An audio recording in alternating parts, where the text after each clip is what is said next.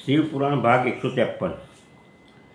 એ પછી છાયાપુરુષ સર્ગ, કશ્યપવંશ, મન્વંતર, મનુવંશ, સત્યવ્રતાદિવંશ, પિતૃકલ્પ તથા વ્યાસ ઉત્પત્તિ વગેરેનું વર્ણન સાંભળ્યા પછી મુનિઓએ સૂર્યને કહ્યું, હે બ્રહ્મવેતાઓમાં શ્રેષ્ઠ, અમે આપણે મુખે ભગવાન શિવની અનેક ઇતિહાસથી યુક્ત રમણીય કથા સાંભળી, જે એમના વિવિધ અવતારો સાથે સંબંધિત છે તથા મનુષ્યોને ભોગ અને મોક્ષ પ્રદાન કરનારી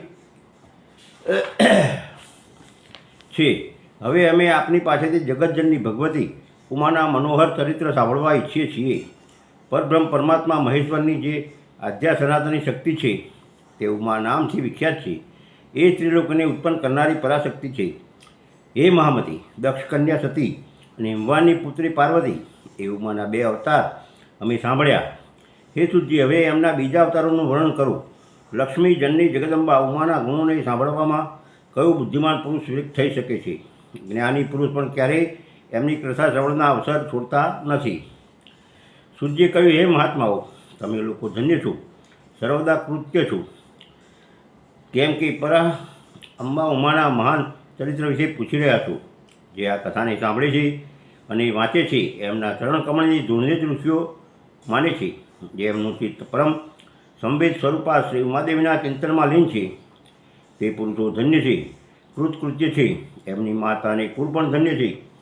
જે સમસ્ત કારણોની પણ કારણરૂપ દેવેશ્વરી ઉમાની સ્તુતિ નથી કરતા તે માયાના ગુણોથી મોહિત થાય છે અને ભાગ્યહીન છે, એમાં સંશય નથી। જે કરુણા રસની સિંધુ સ્વરૂપા મહાદેવનું ભજન નથી કરતા તે સંસારરૂપી ઘોર અંધકૂપમાં પડે છે। જે દેવી ઉમાને છોડીને બીજા દેવી દેવતાઓ શરણ લે છે તે જાણે છે કે ગંગાજીને છોડીને તરસ મટાડવા મરુસ્થળના જળાશય પાસે જાય છે। જેના સ્મરણમાંથી ધન વગેરે ચાહે પુરુષાર્થોની અનાયાસ પ્રાપ્તિ થાય છે। એ દેવી ઉમાની આરાધના કયો શ્રેષ્ઠ પુરુષ છોડી શકે? પૂર્વકાળમાં મહામના સુરતથી મહર્ષિ મેઘાને આ જ વાત પૂછી હતી। એ સમયે મેઘાએ જે ઉત્તર આપ્યો હતો હું એ જ બતાવી રહ્યો છું, તમે લોકો સાંભળો। પહેલાં સર્વોચ્ચિષ મન્વંતરમાં વિરસ નામે પ્રસિદ્ધ એક રાજા થઈ ગયા। એમના પુત્ર સુરત થયા, જે માન બળ અને પરાક્રમથી સંપન્ન હતા।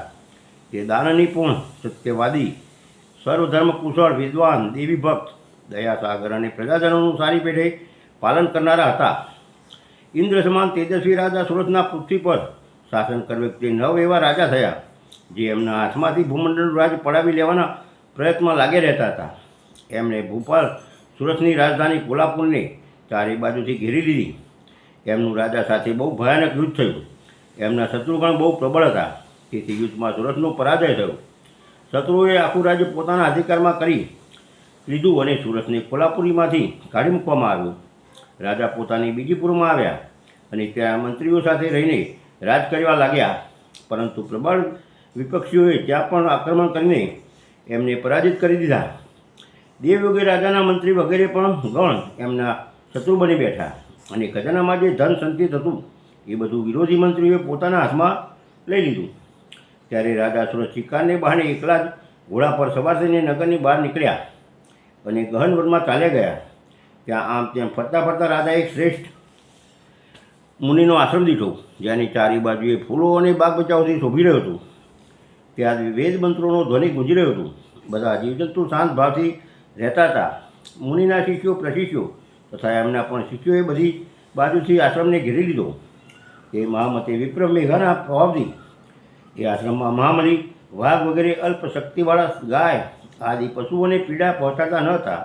ત્યાં રાજા ગયા તે પછી મુનીશ્વર મેઘાએ મીઠા વચન, ભોજન અને આસન દ્વારા પરમ દયાળુ વિદ્વાન નરેશનો આદર સત્કાર કર્યો। એક દિવસ રાજા સુરત બહુ ચિંતિત હતા। એમને મોહને વશીભૂત થઈને અનેક પ્રકારના વિચાર કરી રહ્યા હતા। એટલામાં ત્યાં એક વૈશ્ય આવ્યો। રાજાએ એને પૂછ્યું, હે ભાઈ, તમે કોણ છો અને શા માટે આવ્યા છો? શું કારણ છે કે તમે દુઃખી જણાવશો? એ મને કહો। રાજાના મુખે મધુર વચન સાંભળીને વૈશ્ય પ્રવર સમાધિએ બંને આંખોમાંથી અશ્રુ વહેવડાવતો પ્રેમ અને નમ્રતાપૂર્ણ વાણીમાં આ પ્રકારે ઉત્તર આપ્યો। ભાગ 153 પૂરો।